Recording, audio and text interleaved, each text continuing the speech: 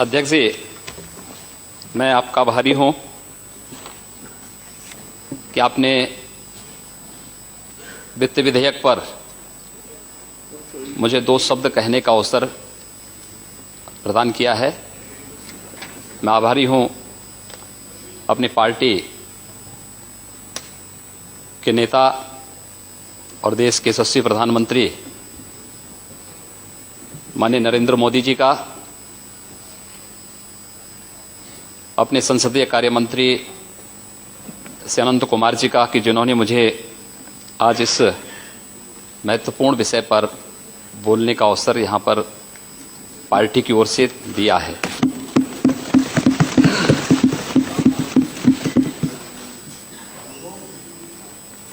महोदया, जिन परिस्थितियों में श्री नरेंद्र मोदी जी के नेतृत्व की सरकार को इस देश के अंदर सत्ता प्राप्त हुई थी, एक लड़खड़ाई हुई अर्थव्यवस्था,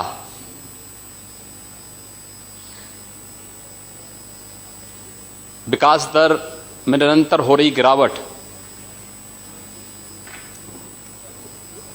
देश में अविश्वास का माहौल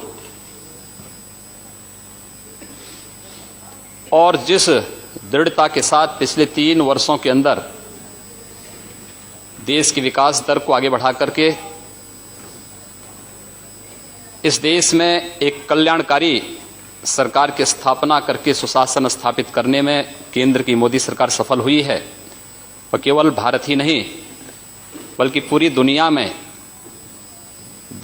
दुनिया के लोकतंत्र के लिए और लोकतांत्रिक व्यवस्था के अंतर्गत शासित होने वाले उन सभी देशों के लिए एक आदर्श बना है। और यही कारण है कि दुनिया में अब कहीं भी जहां चुनाव हो रहे हैं तो वहां पर एक आइकॉन के रूप में देश के प्रधानमंत्री श्री नरेंद्र मोदी जी को लोग सामने रखते हैं। विकास का ढांचा कैसे होना चाहिए, लोग भारत से देखना और समझना चाहते हैं।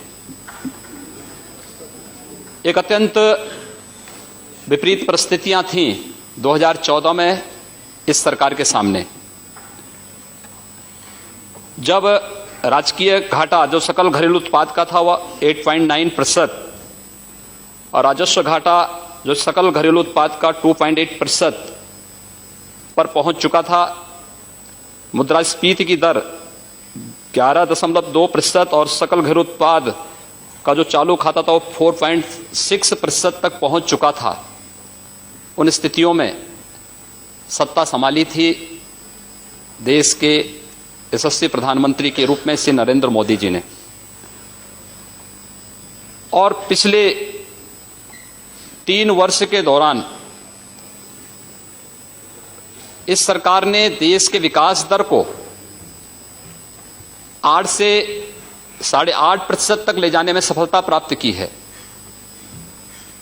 यह दुनिया के लिए कौतूहल और आश्चर्य का विषय है।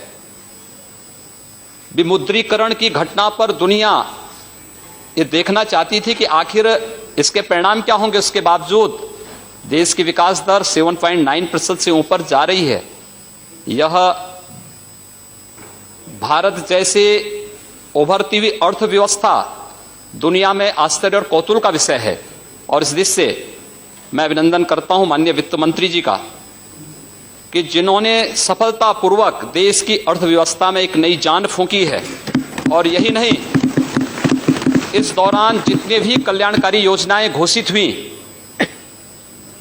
मैं खास तौर पर कहना चाहता हूं उन मुद्दों पर जो लोग इससे पहले कहते थे। 2014 के पूर्व तमाम प्रकार की भ्रांतियां पैदा की जाती थी, तमाम प्रकार के भ्रम पैदा किए जाते थे, लेकिन चुनाव के दौरान भी और उसके बाद भी माननीय प्रधानमंत्री जी ने पूरी दृढ़ता के साथ जिन बातों को कहा कि हमारी सरकार इस देश के किसानों के लिए, इस देश के गरीबों के लिए समर्पित होगी, उसमें कोई जाति, कोई मत, कोई पंथ या कोई मजहब नहीं, बल्कि इस देश के उस आम नागरिक के लिए समर्पित होकर के कार्य करेगी जो वास्तव में इस देश में विकास का सही मायने में हकदार है। और उस तक पहुंचाने के लिए जिस प्रकार का कार्य किया, महोदय मुझे याद है 1996-98 के दौरान कुछ प्राकृतिक आपदाओं से पीड़ित किसानों के बीच में मुझे जाने का अवसर प्राप्त हुआ था। उस दौरान मैं देखता था कि सरकार चेक देती थी उन किसानों को 1000 रुपए की, तो 1000 रुपए का जो चेक उन किसानों को मिलता था, उन किसानों के पास अपने खाते नहीं होते थे। बैंक में जाते थे तो बैंक उनको कहता था कि खाता आपके पास नहीं है, आप पहले 500 रुपया जमा करिए तब तुम्हारा ये चेक जमा हो पाएगा बैंक में। किसी सरकार ने नहीं सोचा, लेकिन जनधन योजना के माध्यम से इस देश के अंदर 25 करोड़ गरीबों के परिवारों के खाते खोलना, यह देश के गरीबों के प्रति इस सरकार की सोच को प्रदर्शित करता है, जो आम नागरिक के लिए, उसमें हर जाति के लोग थे, हर मत हर लिंग से जुड़े हुए लोग थे, कोई भेदभाव किसी के साथ नहीं हुआ। इस सरकार ने उसके बाद जो योजनाएं घोषित की, चाहे वो डिजिटल इंडिया का हो, स्टार्टअप इंडिया का रहा हो, स्टैंड अप इंडिया का हो, इस देश के युवाओं के स्वावलंबन के लिए प्रधानमंत्री मुद्रा बैंक योजना की शुरुआत कितनी अच्छी योजना थी। इस देश की महिलाओं के लिए समर्पित प्रधानमंत्री उज्ज्वला योजना, गांव में हम लोगों को जाने का अवसर प्राप्त होता है और आज एक गांव की गृहिणी इस बात को कहती है कि अब मुझे इस बात की चिंता नहीं कि लकड़ी नहीं मिलेगी या बरसात के कारण अगर ईंधन उसे प्राप्त नहीं होगा तो उसके घर में रसोई नहीं जलेगी, क्योंकि प्रधानमंत्री जी ने उसके घर तक उज्ज्वला योजना के अंतर्गत रसोई गैस पहुंचा दिया है। कल्याणकारी योजनाओं को किस हद तक पहुंचाने का कार्य और किस तत्परता के साथ हुआ है। इस 2.5-3 वर्ष के दौरान जितनी कल्याणकारी योजनाएं, इस देश के अंदर विकास की योजनाएं जिस तत्परता के साथ प्रारंभ की गई, वह देश और दुनिया में एक आदर्श मॉडल के रूप में भारत सबके सामने प्रस्तुत हुआ है। और इसलिए मैं आप, जब वित्त विधेयक पर चर्चा हो रही है, इस देश का पूर्वी भारत विकास के पैमाने पर हमेशा पिछड़ता जाता था, उपेक्षित था, कोई उनके बारे में नहीं सोचता था। मैं स्वयं पूर्वी उत्तर प्रदेश से 1998 से लगातार इस सदन में चुन करके आता हूं और आता रहा, हम अपनी बात को कहते रहे, कोई सुनता नहीं था। 26 वर्षों से गोरखपुर का फर्टिलाइजर कारखाना बंद था। जब भी हम लोग अपनी बात को रखते थे तो कहते थे इसके बारे में कोई पॉलिसी बनाएंगे, बंद उद्योग को कैसे चला पाएंगे। लेकिन मैं धन्यवाद दूंगा और आभारी हूं माननीय प्रधानमंत्री जी का, 26 वर्षों से बंद उस गोरखपुर के फर्टिलाइजर कारखाने को न केवल माननीय प्रधानमंत्री जी ने पिछले वर्ष जाकर के शिलान्यास किया है, वहां पर कार्य भी प्रारंभ हो गया है और 2019 से पहले गोरखपुर में, बरौनी में, सिंदरी में नए फर्टिलाइजर कारखाना स्थापित होकर के खाद उत्पादन का कार्य, उर्वरक उत्पादन का कार्य प्रारंभ भी हो जाएगा। पूर्वी उत्तर प्रदेश में मैं सदन में लगातार चिल्लाता था, उत्तर प्रदेश के 34 जिले इंसेफ्लाइटिस से पीड़ित थे, मासूम बच्चे मरते थे। आश्चर्य होता है मुझे इस बात पर कि जो लोग बार बार इस बात को कहते थे, दलितों की बात करते थे, अल्पसंख्यकों की बात करते थे, अधिकतर मरने वाले बच्चे दलित और अल्पसंख्यक समुदाय के थे, 90% बच्चे उस समुदाय के थे, लेकिन उनकी पीड़ा को कभी किसी के द्वारा यहां पर सहानुभूति दिखाने का प्रयास नहीं हुआ। माननीय प्रधानमंत्री जी ने गोरखपुर को एम्स दिया और एम्स जैसा चिकित्सा संस्थान गोरखपुर में आज कार्य उसका प्रारंभ हो रहा है। देश के अंदर बुनियादी ढांचे का विकास कैसे होना चाहिए, यह मॉडल देश के अंदर प्रधानमंत्री ग्रामीण सड़क योजना के माध्यम से हमारे आदरणीय नेता पूर्व प्रधानमंत्री श्री अटल बिहारी वाजपेयी जी ने तो प्रारंभ किया था। इस देश के अंदर अंतर्राष्ट्रीय मानक के 4 लेन और 6 लेन के एक्सप्रेसवे बन सकते हैं, यह मॉडल उन्होंने इस देश को दिया। और आज जिस तेजी के साथ इस देश के अंदर कार्य प्रारंभ हुआ है, वह मुझे लगता है कि विकास का एक अद्भुत ढांचा जो भारत को दुनिया की एक महाशक्ति के रूप में स्थापित करने में महत्वपूर्ण भूमिका का निर्वाह कर सकता है। महोदय, मैं आभारी हूं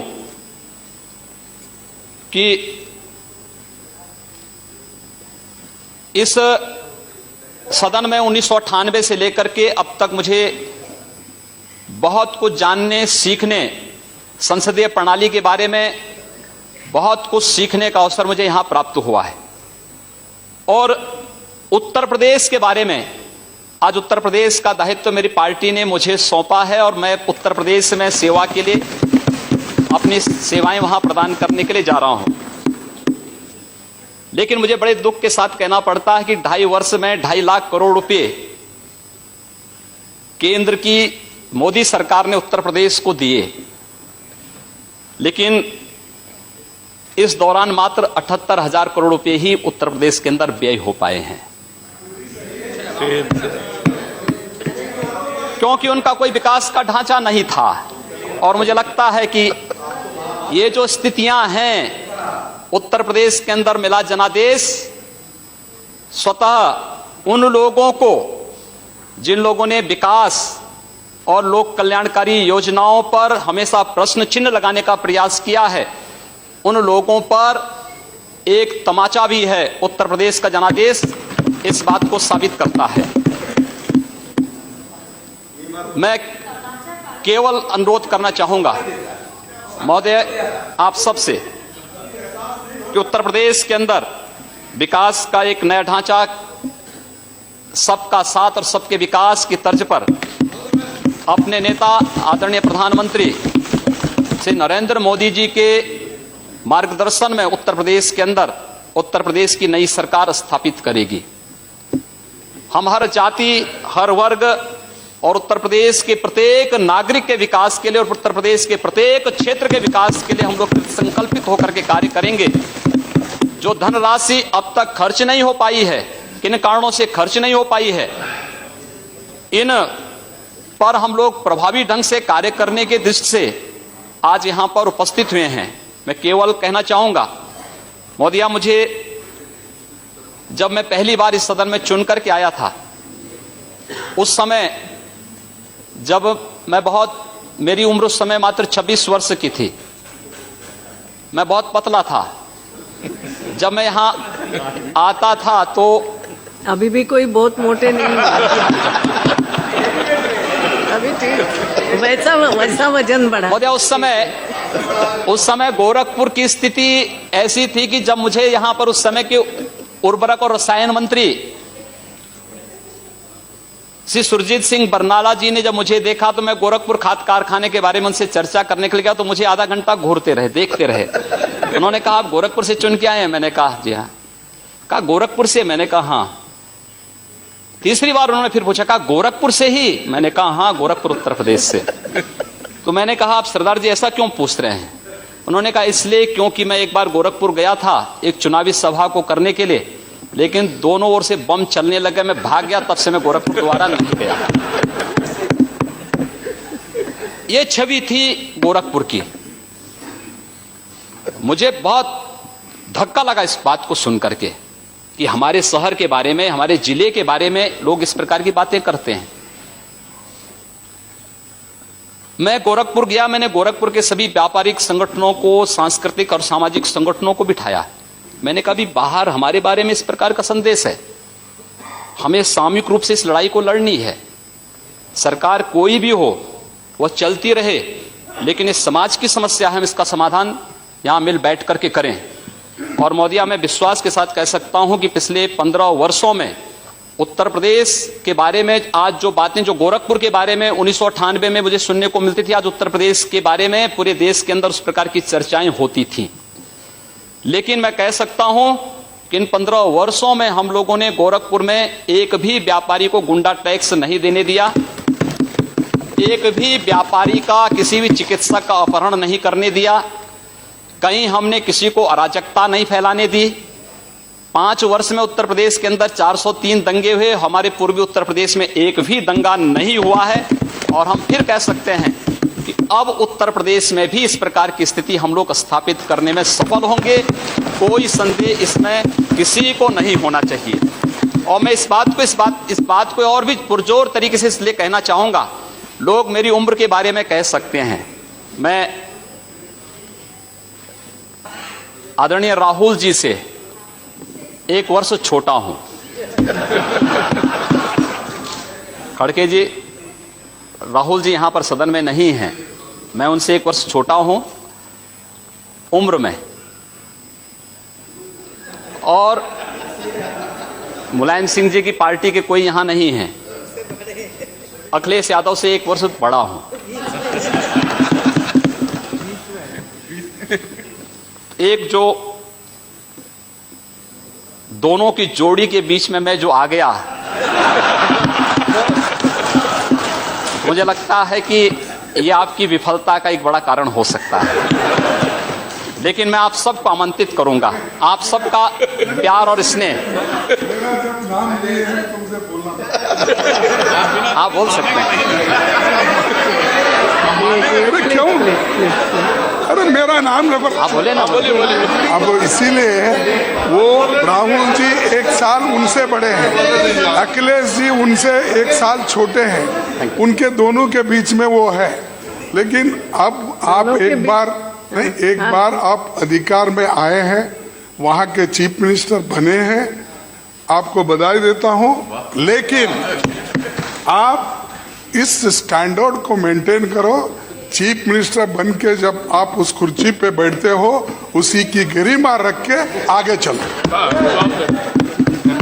मैं उसी की गरिमा की बात करने के लिए आया हूँ। आपसे बड़े हैं इसलिए अच्छा आशीर्वाद दिया है, जी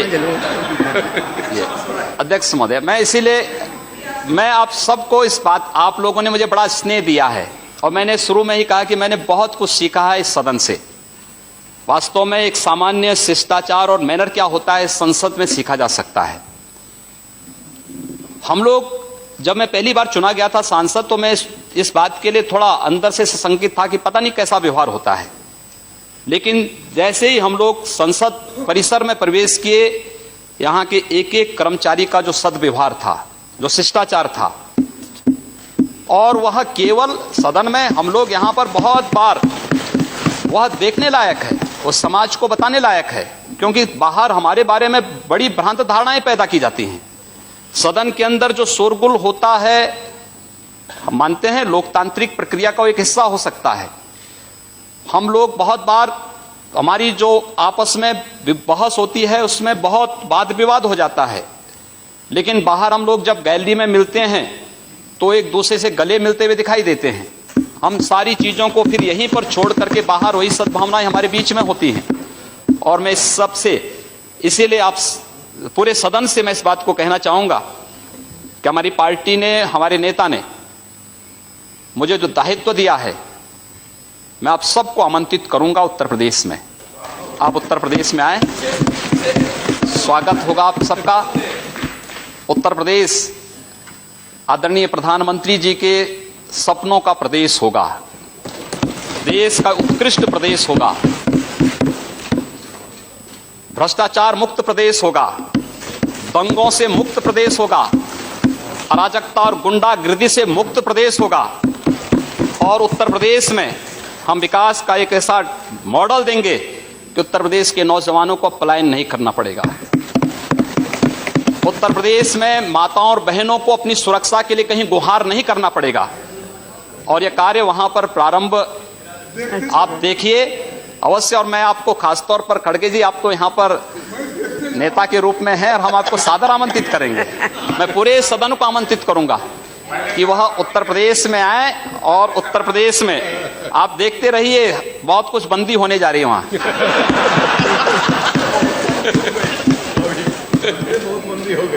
बहुत कुछ वहां पर बंद होने जा रहा है।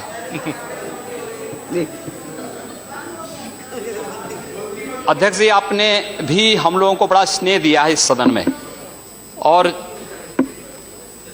आपने जिस कुशलता से इस सदन को संचालित करने और इस सदन में आने वाले नए सदस्यों को अवसर देकर के आगे बढ़ने का जो अवसर दिया, एक मंच के रूप में देश की सर्वोच्च सदन में जो अवसर दिया है, मैं बार बार आभारी हूं। और पूरे सदन को मैं उत्तर प्रदेश में आमंत्रित करूंगा कि आप उत्तर प्रदेश में आए। उत्तर प्रदेश आपका स्वागत करेगा, और देश के माननीय प्रधानमंत्री जी के उत्तर प्रदेश के बारे में उत्तर प्रदेश के विकास के बारे में, उत्तर प्रदेश में सुशासन स्थापित करने के बारे में जो सपने हैं, उन सपनों को साकार करता हुआ प्रदेश आपको उत्तर प्रदेश दिखाई देगा। यही कहते हुए मैं एक बार पुनः आप सबका आभारी व्यक्त करते हुए पानी को यहीं पर विराम देता हूं। धन्यवाद।